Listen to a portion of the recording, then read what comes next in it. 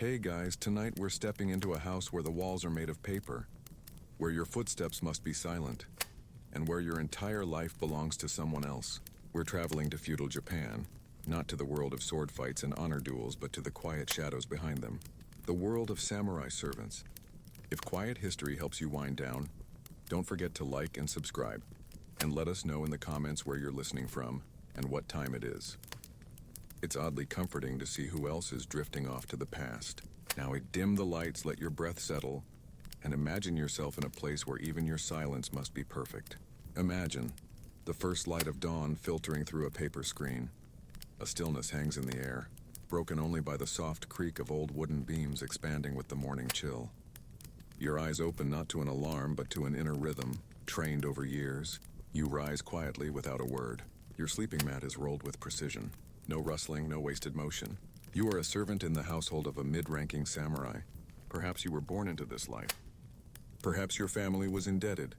Perhaps you have no family at all. Either way, your position is fixed. Beneath the warriors, beneath their wives, beneath even their pages. Your first duty is to sweep the engawa, the wooden corridor that wraps around the home like a ribbon. Dust must be removed before the household awakens. Every fallen pine needle, every footprint left from the night before. You sweep not only to clean, but to create silence, to preserve the illusion of perfection.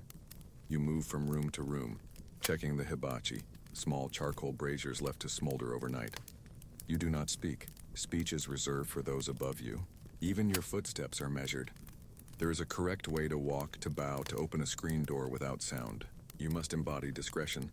The mistress of the house will rise soon. Her bath must be ready, her robe warmed, tea leaves measured precisely. If you're off by a single degree, too hot, too bitter, too early, it is remembered. There is no outburst, only a correction. Quiet, surgical. Sometimes you're replaced without explanation. Mid-morning brings errands, fetching inkstones, rice deliveries, or messages to a nearby estate. You pass through the streets with your head bowed. You are neither merchant nor warrior. You are unseen.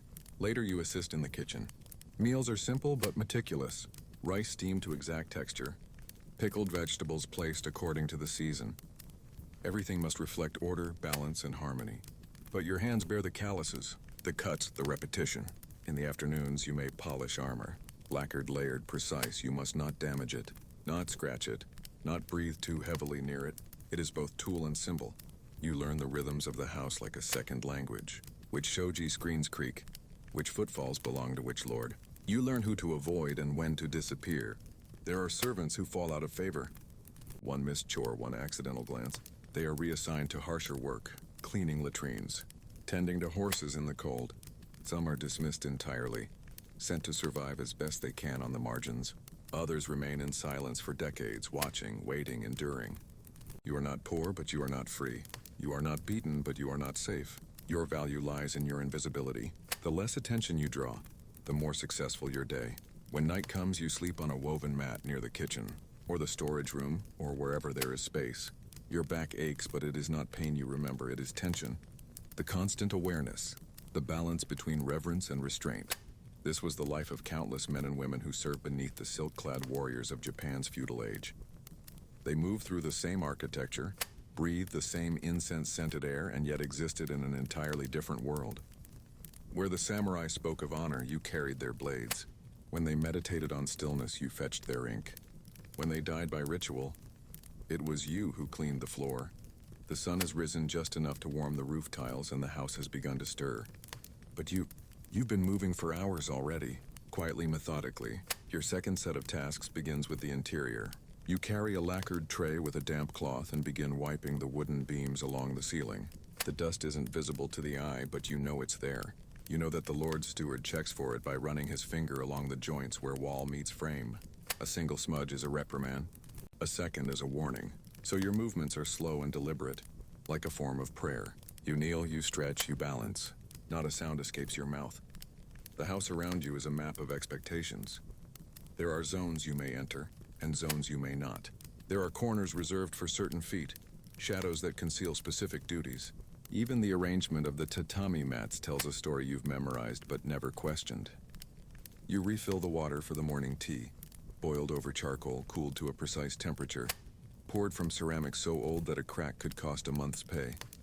You handle each object with 2 hands, always 2. To do otherwise is to invite clumsiness and disrespect. The lady of the house prefers her tea with a touch of roasted rice in the blend. You learned this not because she told you, but because you observed it. Noticed the scent, the way her lips moved when the flavor was off by even a little. And so you adapt silently, without mention. When she enters the room, you are already kneeling. The tea is already poured. You do not meet her gaze, and yet you watch everything. Her sleeve, her posture, her silence. These are your instructions. Later, you carry out the soiled robes from the previous evening. You fold them tightly. The inner folds turned inward so no stains show. You do not look too closely. It is not your place to wonder where the marks came from, nor who left them. Blood, ink, ash, each is treated the same. Quietly, thoroughly. Removed. The laundry is rinsed in cold water. Your hands turn red, then numb, but you continue, fingers stiff, movements practiced. The robes must be aired, brushed, and folded while still damp so they retain their shape. Timing is everything, as always. You pass a group of pages, young boys training in swordsmanship. They barely notice you. One throws a peach pit in your direction. You do not react, it is a test. If you flinch, they'll do it again. If you speak, you'll be blamed. If you ignore it, it passes. You continue walking. Your next stop is the incense room. Here, even more care is needed. You replace the old ash in the koro, the incense burner, with fresh white ash sifted from last night's brazier. The scent must be subtle, not too sweet, not too heavy. If the guest is important, you may spend 20 minutes choosing just the right sliver of aloes wood. It will burn for 5 minutes. No one will know how long you took. There is no reward for correctness, only consequence for error. You sweep the corridor again before noon, not because it is dirty, but because it might be, because it must not be. The sound of the broom against the wood is almost soothing. Familiar, a rhythm within the silence. This is not punishment, it is not abuse. It is simply the way of things. You were never asked if you wanted this life. And now it doesn't matter. You exist in the space between commands, in the hours between glances. You move without presence, clean without notice, think without words. This is not devotion, not servitude. It is a kind of living ghosthood.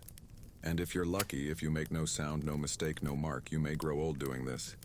Fade into the architecture. Become part of the rhythm. A house, after all, needs its silence. And so do the men who claim to keep it. In the history books, samurai are painted in sharp lines, blade in hand, armor glinting, eyes fixed on the code of honor. They stride through pages as warriors, poets, governors, men of steel and spirit. But there is another story, written not in ink but in the grooves worn into wooden floors, in the calluses on unseen hands, in the soft hush of footsteps that never entered the scrolls. This is the story of the Gekkokujo, the servants and lower attendants who filled the space between walls, maintained order, and quietly disappeared when history came calling. In many samurai households, the structure of authority extended far beyond warriors. There were entire hierarchies of servants, some born into the role, others bought into it through debt or disgrace. Most were unseen, not because they were hidden, but because they were expected to blend into the architecture of obedience.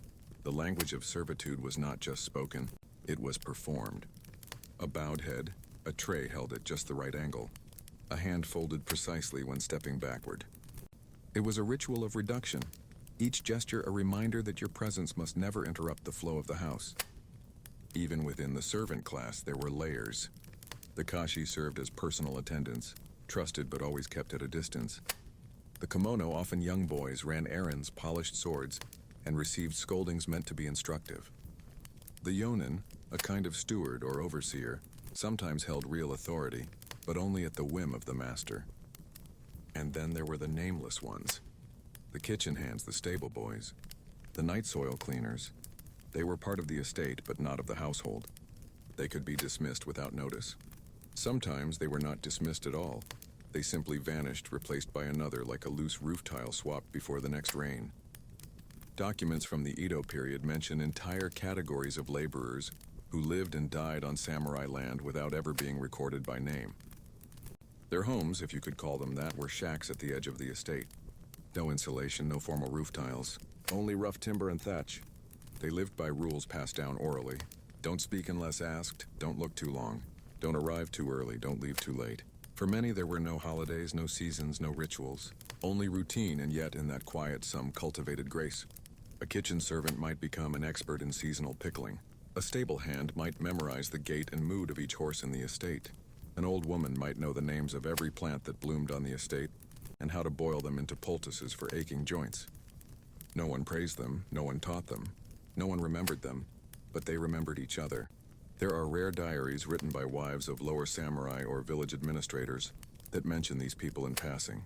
The servant girl with the crooked foot brings fresh tofu again. The old man in the stables hums a different tune each spring. These are not tributes, they are fragments.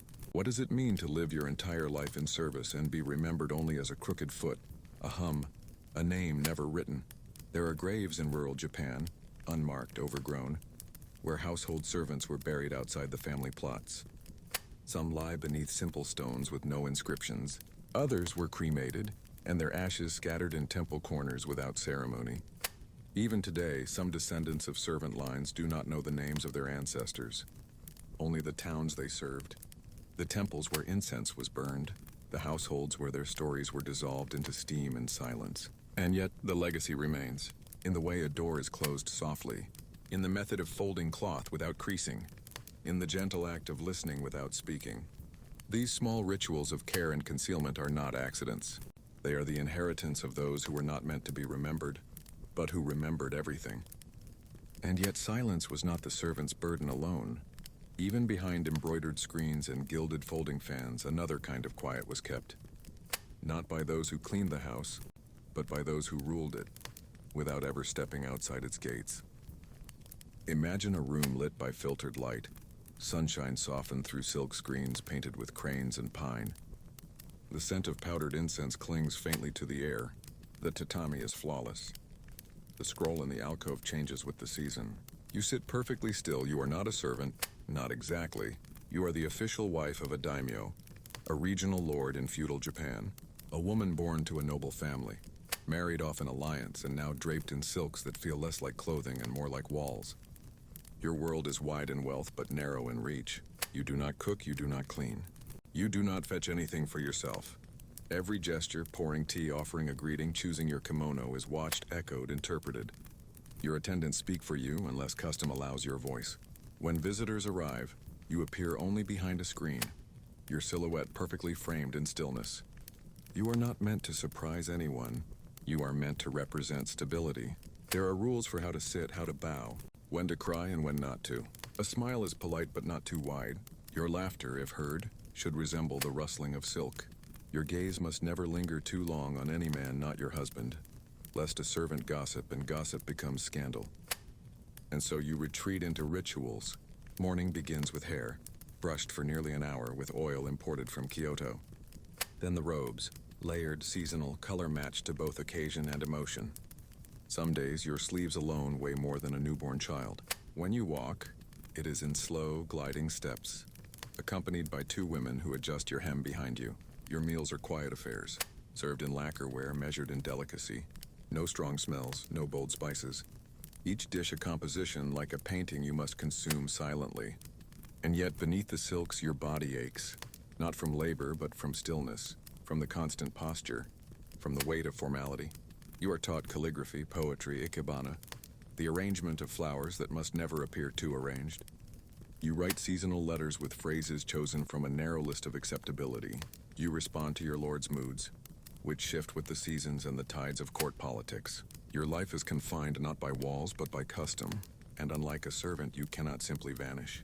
You are on display, even in solitude. Servants bow when you pass but never speak. You in turn are kind but never too familiar. Even kindness, if too freely given, becomes a breach of decorum.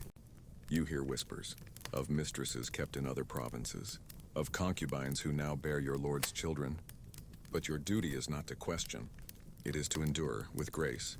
At night you return to a chamber attended by women who arrange your bedding, light incense, and slip away like shadows.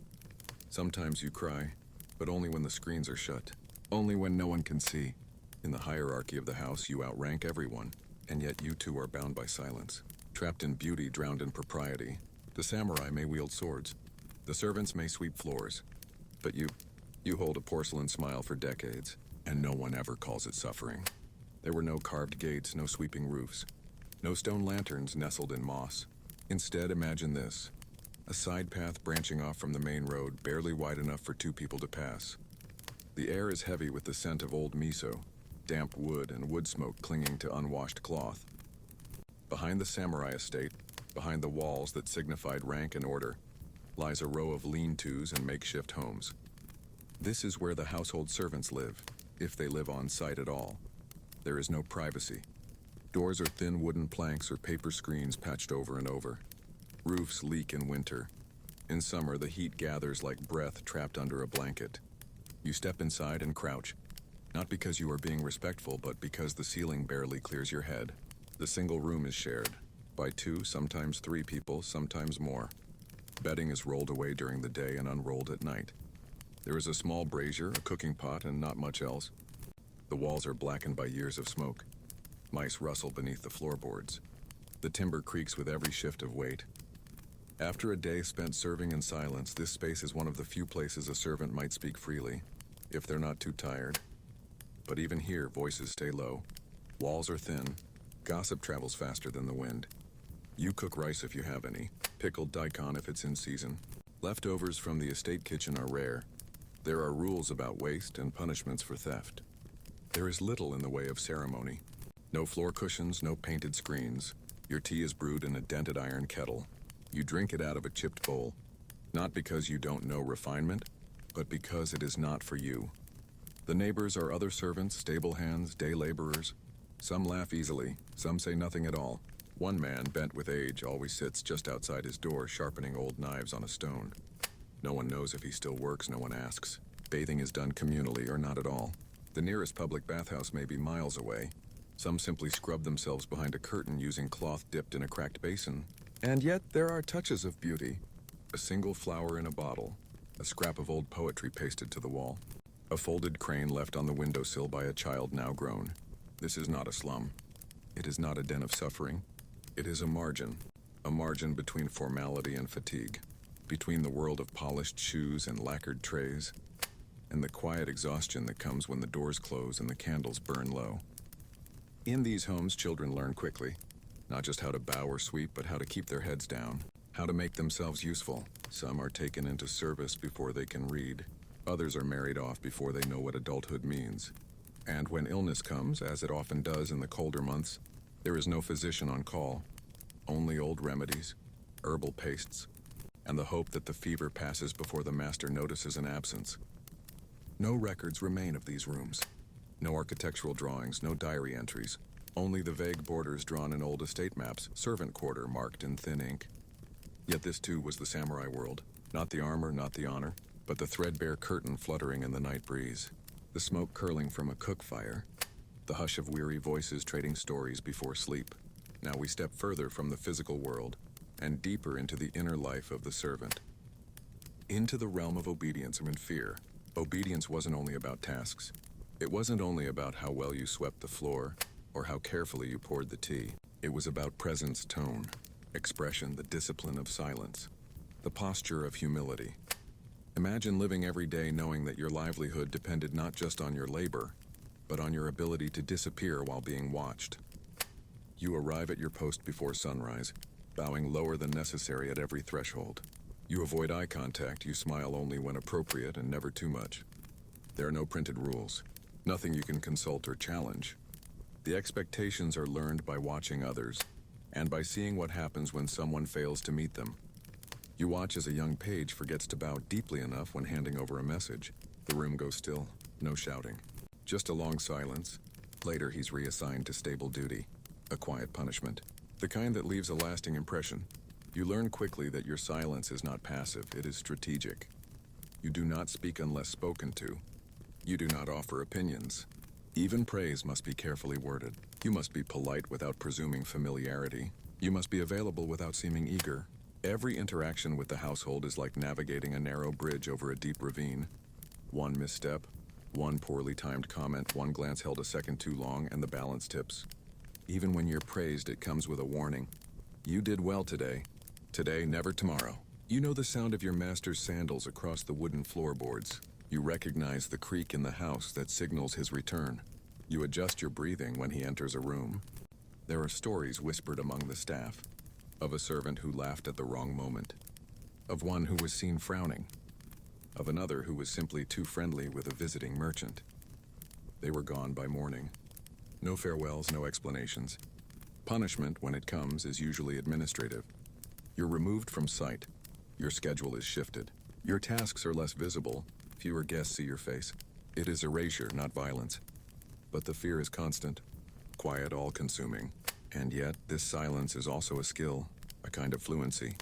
You learn to move like breath between walls. You learn to notice what is not said, to read meaning from a raised eyebrow, from the way a teacup is set down just slightly too hard. Some servants come to take pride in this fluency, in the mastery of nuance, in their ability to anticipate needs without being asked. But others, especially the young, burn out quickly. They retreat inward, their expressions become hollow, their posture rigid. They speak less and less until finally one day they stop speaking at all unless prompted, not out of respect but out of exhaustion. In the world of the samurai household, silence was a virtue, but also a weapon, a way to control, a way to erase, a way to train a person to live at the edge of attention, never at the center. Now let's move from the psychological to the physical, to the actual weight carried by those who served.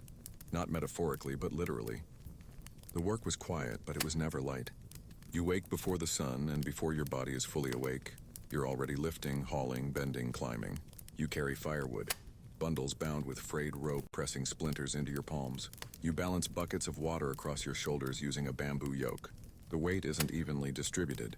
It shifts with each step. If you spill even a little, you're expected to go back and refill. You haul rice sacks, sweep entire courtyards, scrub wooden floors until your knees are raw. You fetch coal for the brazier, kneel for hours preparing food, or polish an endless line of sandals until your fingers go numb. The tasks change with the season, but the weight never does. In summer, you sweat through your clothes before noon. Your back is sticky, your skin burns under layers of worn linen. There's little water to spare and less time to rest.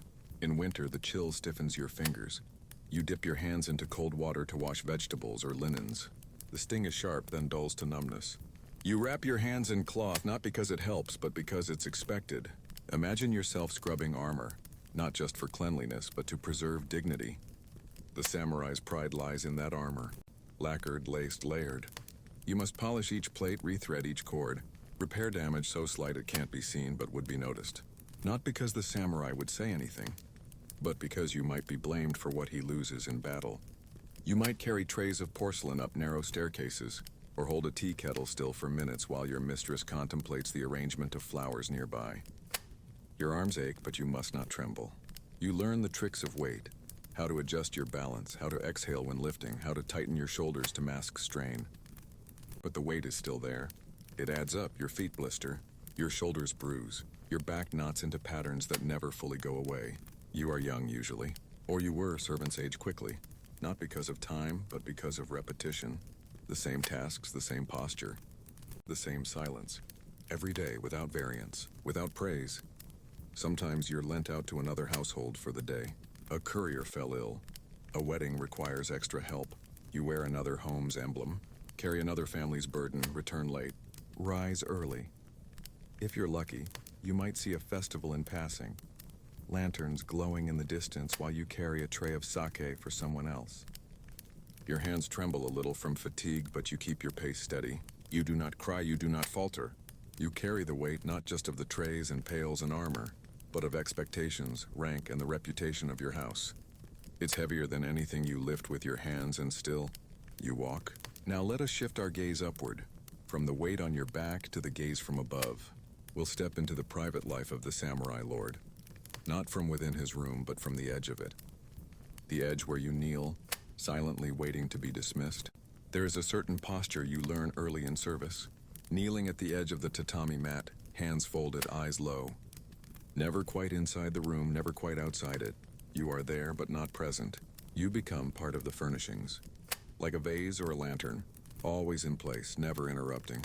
The room you serve is sparse but rich. Sliding doors painted with pine trees. Tatami woven tightly from rush grass. A scroll in the alcove changed with the season. Incense burns faintly, sweet, woody, clinging. Your master enters. You bow low, forehead nearly touching the mat. You wait for acknowledgement. Sometimes it never comes. You pour tea without a word, always with your left hand, always in the same rhythm, lift, pour, pause. You do not glance at him. You do not react to what he says.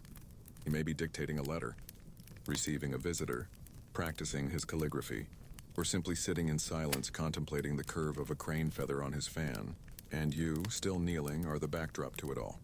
The samurai class valued composure, stillness, a sense of depth even in silence, and so you cultivate the same, not out of shared philosophy, but because a servant must reflect the house. If your lord is stern, you become invisible. If he is cruel, you become cautious. If he is melancholy, you become softer in your step. You learn the moods of your master as one might learn the weather, the tension in his shoulders, the way he places a cup, the pace of his breathing. You might witness things not meant to be seen. Conversations behind closed screens, tears, affairs, arguments that end in slammed doors and broken lacquer. But you remember nothing, you speak of nothing. You carry trays through silence. Even within the home, your role is tiered. There are inner servants and outer ones. Those who fetch firewood rarely speak to those who serve tea. You may pass each other in the corridor with no more than a nod. Rank follows you even in humility. And when the Lord calls for you in the night, a task, a whim, a message to be sent, you go. You don't question why. You don't ask if it could wait. You tie your robe tighter, light your lantern, and obey. There are servants who fall into this rhythm so deeply, they lose their voice outside of duty. They bow to shopkeepers, they apologize when thanked. They stand behind doors even when off duty. It's not just a role. It becomes a posture in the body, a habit of breath. You kneel at the edge of the room. You exist in the periphery of power, close enough to feel the warmth of the brazier, far enough never to speak your mind. And as you kneel, you hear a rustle outside, the faint sound of bamboo shoes on stone. Your lord's wife is returning from her visit, and with her a new rhythm begins, a rhythm not dictated by silence but by performance. You bow again, this time not to a warrior but to a woman of poise, precision, and impossible standards. The lady of the house returns in a flurry of rustling silk. Her kimono is layered, each color carefully chosen to reflect the season, the occasion, and the subtle tastes of her family line. Pale plum in spring, indigo in summer, burnished russet in autumn. Winter, perhaps a subtle gray like the sky before snow. And you must be the silent frame around her beauty. The hand that warms her robe, prepares her hairbrush, checks her mirror for smudges without ever casting your own reflection in it. She does not raise her voice, that would be unseemly, but she does not need to. You sense her mood from the way she closes the sliding screen, from how she exhales, from the angle at which she sets her fan on the floor. She may ask for tea, for a letter to be copied, for her calligraphy brushes to be replaced with softer bristles. You fulfill each request as if you anticipated it a moment before she spoke. She may say little, but you must never be caught unprepared. The etiquette is exacting. You must bow deeper than to a merchant, but not as deeply as to her husband. You must never speak unless asked. You must never be seen resting. Even if she dozes in the midday heat, you remain alert, back straight, hands folded. And when she entertains guests, your role becomes performance itself. You set cushions precisely. You arrange tea implements in symmetrical lines. You pour with grace, hand never trembling, never too quick. You serve sweets so delicate they dissolve in the mouth, arranged in colors that match the season. You kneel behind her, always slightly lower, always just beyond the reach of conversation. Her guests glance at you, but only in passing. You do not exist to them. And yet, any misstep, any clumsy movement would reflect not on you but on her, and so you become her shadow, her rhythm, her extension. She may confide in you at times, a fear, a tension with her husband, a worry over her daughter's future. But you do not answer, you listen. Your silence is her safety. Occasionally she might offer you a gift, a comb she no longer uses, a piece of fabric fraying at the edges. It is not charity, it is performance. A well-kept lady appears generous, and you receive it with gratitude. Bowing so low your forehead brushes the floor. When she walks through the garden, you walk behind. When she plays the koto, you light the incense. When she writes a poem, you prepare the paper and silently refill the ink. Her world is quiet but never idle, and within it your labor takes on an elegance that hides its cost. Your knees ache from kneeling. Your hands are dry from laundry water. Your mind is a ledger of tasks, warnings, and wordless cues, but your face always composed. To serve her is to walk a thread-thin line between presence and disappearance. And when the final guest departs and the last dish is cleared, you fold the tatami cushion slowly, precisely one by one. Outside, the sky has darkened. Inside, a single candle remains, And just beyond the shoji screen, the courtyard garden waits. Because even in the stillest homes, the garden must be tended. The courtyard garden isn't large, few in the city are, but it is precise, perfect. It must appear effortless, but every pebble, every ripple in the sand is calculated. You enter through a side door, sliding it open with practiced quiet. The air outside is cooler, scented faintly with moss and distant smoke. Bamboo fences rise around the garden's edge, delicate yet confining, like ribs around a heart. Your task begins with observation. Nothing can be rushed, not here. You stand, broom in hand, eyes tracing the lines of the raked sand. You check for footprints, fallen leaves, pebbles out of place. It is said the garden reflects the inner state of the house. Tranquility outside, order within. But for you, there is little peace. Only the pressure of invisible eyes. You kneel to pluck a weed from between two stones, gently, so as not to disturb the moss. You lift a fallen cherry blossom from the water basin. Even its softness can stain the illusion. Sometimes the household guests will stroll through the garden, nodding in silence at the placement of stones, the bloom of a camellia, the sound of water over rock. You step aside out of view like a crane startled into the reeds. You do not meet their gaze, you do not speak. You bow from a distance, low and slow, and when the garden is empty again, your work resumes. The rake must move with care in long sweeping arcs. Not too shallow, not too deep. You leave behind waves in the gravel, lines meant to resemble water, still but alive. You trim the branches of the dwarf pine with small worn scissors. Not too much at once, just enough to maintain its shape, like grooming an elder's beard. There's a lesson in the garden's silence. Stillness here is maintained by constant labor. Just as no stone lies naturally where it does, no silence exists without effort. You work under the sun or beneath falling rain. In winter, your breath clouds before you as you brush snow from delicate leaves. In summer, the heat rises from the rocks, soaking through your knees. Sometimes you glimpse the lord of the house meditating in the garden's shelter, or his son practicing sword forms among the stepping stones. You bow, retreating without sound. Other times it is the lady of the house walking slowly, fan in hand. She pauses to admire the stillness, unaware that it was your hands that crafted it. You think sometimes of leaving a mark, a single bent blade of grass, a pebble turned upside down, proof that you were here, that this quiet beauty came from labor, but you never do. Your presence is in the absence of imperfection. And so when the bell inside rings for tea, you rise, bow to no one, and slip away through the servant's gate. The garden remains behind you, flawless, serene, and beyond the garden wall lies the street, where errands await and anonymity returns. The street beyond the gate is narrow and lined with wooden homes, their rooftops tiled and low. The scent of grilled fish mixes with smoke from hearth fires, and children's laughter echoes faintly from an alley. But you do not pause, you do not linger. You carry a parcel in both hands, a wrapped bundle of silk, or perhaps a scroll case sealed in twine. Your destination is the estate of another samurai, 2 streets over, where a message must be delivered without delay, without damage, and without drawing attention. You keep your eyes down, not out of fear but from training. A servant on the street should resemble wind, present but passing. A figure without intention, a presence that leaves no trace. Vendors call out prices as you pass. They do not speak to you. They know the fabric of your kimono, its faded edges, the quality of your sandals. You are not a buyer. On your way, you pass others like you. A stable boy leading a tired horse, a maid carrying stacked lacquered boxes, a young errand runner with ink-stained hands and a bruise blooming beneath one eye. You don't exchange words, just brief glances, acknowledgement without interruption. You arrive at the gate of the receiving estate. You kneel, bow, announce your presence in a soft, clear tone. A guard nods, takes the parcel, and vanishes behind the curtain. You are not invited in, you are not thanked. Sometimes the errand is more personal, a medicine to retrieve from the apothecary, a pattern of cloth to match at the dyer's, a specific blend of incense to be chosen by scent alone. You know each shop, each route, which corners flood when it rains, which bridges are prone to cracking under weight. You are trusted to move without supervision, but never far and never slow. Time itself becomes your taskmaster. Occasionally, a passerby asks you to deliver a message, unaware or uncaring, that you serve a specific house.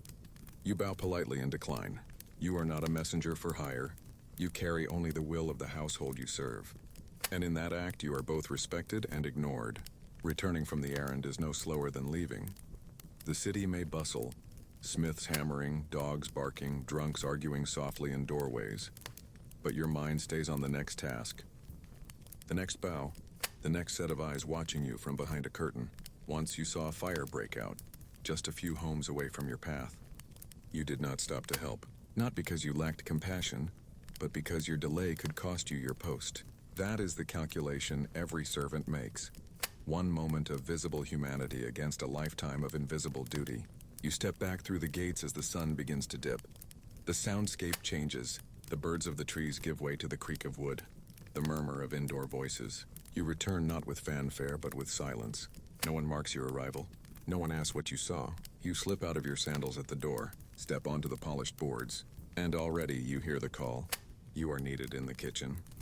Because the evening meal must be prepared and the day is far from done, you step through the threshold of the kitchen, where light comes not from lanterns, but from the flicker of flames dancing behind grates. The floor's hardened earth, the walls stained with smoke and years.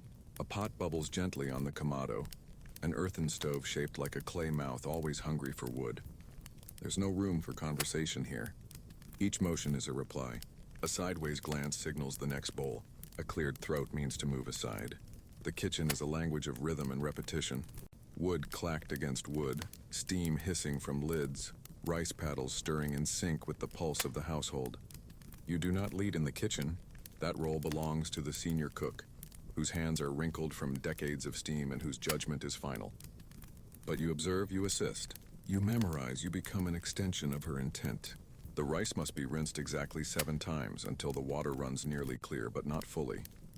It must be soaked, measured, boiled, then steamed beneath a tight lid, weighted with a smooth stone to trap the heat. A single misstep, too wet, too firm, too slow, and the mistress may return her bowl untouched. She will not raise her voice. Her silence will say enough. You learn to test temperature with your wrist, not your fingers. You learn which coals burn hotter. You learn to anticipate the arrival of seasonal ingredients before they're requested. Burdock root in spring, pickled daikon in winter, bamboo shoots at the cusp of summer. The meals are not extravagant, but they are symbolic. Each piece of food must sit in harmony with the others. Not just in taste, but in texture, in color, in shape. A tray too crowded, a garnish poorly placed, it breaks the illusion of order that the samurai class holds sacred. And so you cut each vegetable on a board that smells of cedar, in pieces so uniform they could be counted by touch alone. You arrange pickled plums like petals. You press the rice into soft mounds with wet fingers, never letting it stick. There is heat, there is pressure, but never chaos. Even your injuries are quiet. A cut from a misjudged blade is wrapped in linen. You do not cry out. A burn from the stove is hidden beneath your sleeve. You continue moving. When the food is placed on the tray, black lacquer with red accents, you carry it with both hands, knees slightly bent, eyes forward. You do not look at the meal. You do not look at yourself. You look only at the space ahead.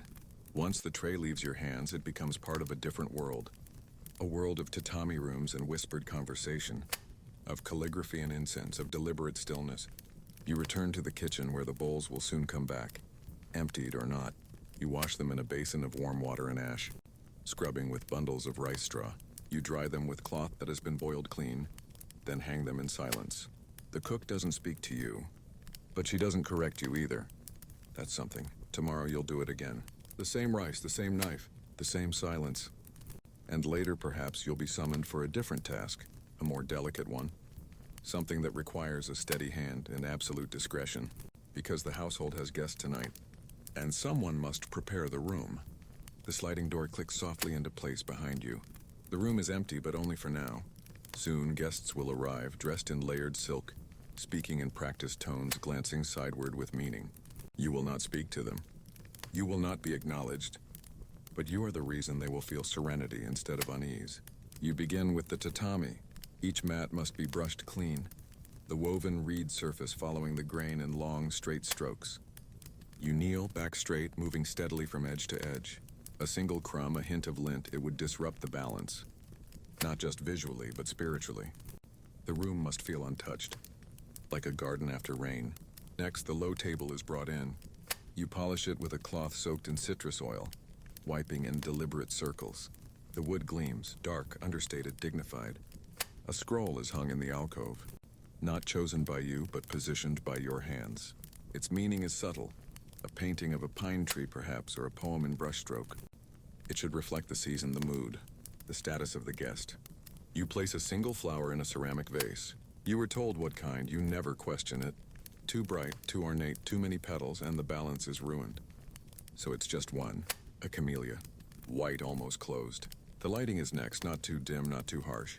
Candles are trimmed and set behind paper screens. You test the flicker against the walls. You adjust angles, replace wicks. Your goal is not illumination, but suggestion. Light that reveals just enough and no more.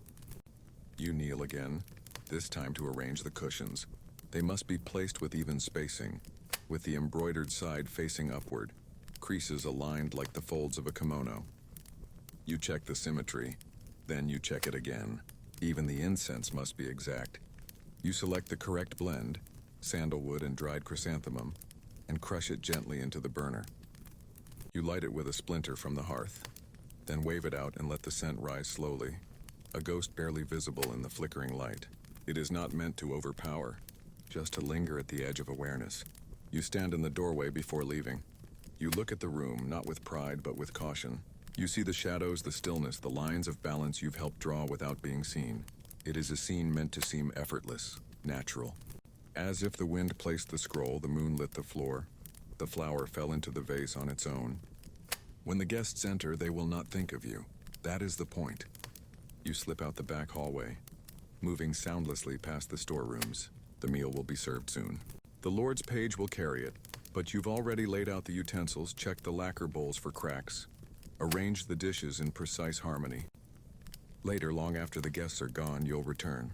You'll collect the dishes in silence. And if one guest lingers too long or stares too long or drinks too much, you'll wait just outside the paper screen, knees aching, eyes lowered, ready to serve again. Because the illusion must hold, and the room must speak and without sound. You're cleaning the back corridor near the storerooms when you hear it. A voice, quiet, sharp, too close. You freeze, still crouched, a cloth in one hand. There's a space between the panels, a sliver wide enough for your eyes, though you wish you hadn't looked. Two men, not family, not retainers. They bow, but not deeply. One presses something wrapped in silk into the other's sleeve. The exchange is quick, but you see the weight in it. Not gold, not coins, but something with edges. Something heavier than it looks, then the glance. One of them sees you, not your face. Just your silhouette half lit in the corridor. You lower your head and begin to polish again, slowly, deliberately. As if you heard nothing. As if your life depends on pretending you never had ears at all. Because it does. Later that night, you lie awake on your mat.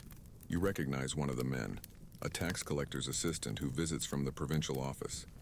The other you don't know, but you will remember the way he held his hands, the way he tucked the item into his sleeve. Not as a servant, not as a samurai. Something else, you do not speak of it. There is no one to speak to. The other servants keep their own silences. They've seen things too. The bruises hidden under sleeves, the missing letters, the tears of the lady shed behind a painted screen. This house is not what it appears. No house ever is. One morning the steward is gone. No explanation. His shoes are still by the back door. His ledger left half open. Later, a boy from another household whispers that the steward was seen on the road, walking alone, carrying nothing but a straw hat and his ledgers. No escort. No notice, vanished. And now his duties have fallen to someone else. You step more carefully after that. When a screen door opens, you turn before you're seen. When voices rise in a distant room, you slip away before they fall. You learn that power doesn't always wear a crest. That danger does not shout, it whispers. And yet there are things that must still be done. Meals to cook, letters to carry, weapons to polish. You hold secrets as surely as you hold rice bowls. You become a vessel for unspoken truths. You learn to forget selectively, to remember discreetly. You are a servant, but also a shadow, a witness no one sees, a silence that holds the house together, until the silence itself begins to feel heavier than sound. It begins with a cough, not yours, hers. The mistress of the house, once so composed, so measured in her steps, has not left her room in 2 days. The other servants avoid her chamber, but you are summoned quietly, with a glance, not a word. You approach her room carrying a basin of water, a clean cloth folded in thirds, a bowl of rice porridge that has cooled just slightly. You kneel outside the screen. A soft voice grants you entrance. The light inside is dim. The incense is stronger than usual, attempting perhaps to disguise the scent of sweat and stillness. She lies on her side, facing away from the door. Her hair is unbound. Her silk sleeves trail across the tatami. You bow low and do not rise. Her voice is soft, nearly cracked. She asks for water. You offer it with both hands, careful not to meet her eyes. Her skin is warm, her breath comes shallow. You replace the cloth on her forehead with a cooler one. You adjust the blinds. You check the hibachi, its coals are low and the room is cold. You do not ask questions. You do not offer sympathy. You are simply present. Hours pass. You return again and again. No one speaks of it, but you've seen the signs before. In the servants' quarters. In the old man who worked in the stables. A slow decline, a tightening in the chest. A stillness that spreads. And when you become the one tending the sick, your own health is never considered. You boil herbs late into the night, their bitter aroma clinging to your clothes. You clean linens without asking who last used them. You dispose of bowls without knowing who will next eat from them. Sometimes the household avoids you too. Not cruelly, but cautiously. A soft edge of isolation begins to form. You are near the illness. You carry its breath in your sleeves, its memory in your hands. She begins to recover, slowly. Her voice strengthens. Her appetite returns. But you are not thanked. You return to the kitchen. You prepare another tray. You are still the servant you always were. What remains is not recognition, not a change in status. What remains is the knowledge of what you touched and what could have touched you. You are not allowed to be ill. You are not allowed to rest. You are expected to endure, and if you don't, someone else will carry the tray. Someone else will clean the linens, and your mat will quietly be rolled and stored away.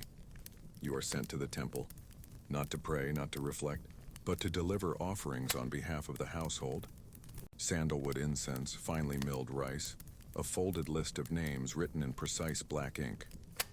The others can't go, illness still lingers. Superstition is strong, but you are already exposed, already touched, and so you carry the burden. The walk is long but familiar, past the gravel paths and vermilion gates, past old women sweeping the shrine steps, past travelers lighting candles for their dead. The temple grounds are hushed, not by rule but by reverence. You approach quietly, always from the side, never blocking another's view of the altar. You do not look the priest in the eye. You set down the items in order, first the incense, then the rice, then the names. You are not permitted to bow on behalf of the household. That gesture is theirs alone, but still, you linger, just a breath longer than necessary. The scent of sandalwood rises. You imagine the name at the top of the list. You picture her, thin and pale beneath embroidered blankets. You recall the damp cloth, the quivering breath, the cup she barely held. You say nothing, you are not here to speak. You turn quietly. Your footsteps are deliberate. One, then another, then another. Outside, the wind stirs the tall grasses. A cicada hums. Somewhere, a gong sounds the hour. You return through side streets and narrow alleys, head bowed. You are a vessel, not of belief, but of duty. And when you pass through the household gate again, nothing has changed. The tray is waiting, the next errand already whispered. The incense fades from your sleeves before the day is done. You return through the kitchen gate. No one greets you. No one looks up. The tray is taken, the names are gone. Without a word, you are sent to the storeroom. It sits low against the side of the house, shaded and damp, with thick earthen walls that keep it cool in the summer and still in the winter. The door slides open with effort. Inside, the light is dim, filtered through a small rice paper window high near the ceiling. This is where the household keeps what it might someday need. Salt blocks, spare sandals, old scrolls half faded, jars of pickles, sour and sharp, lanterns with cracked glass, worn robes neatly folded and tied with twine.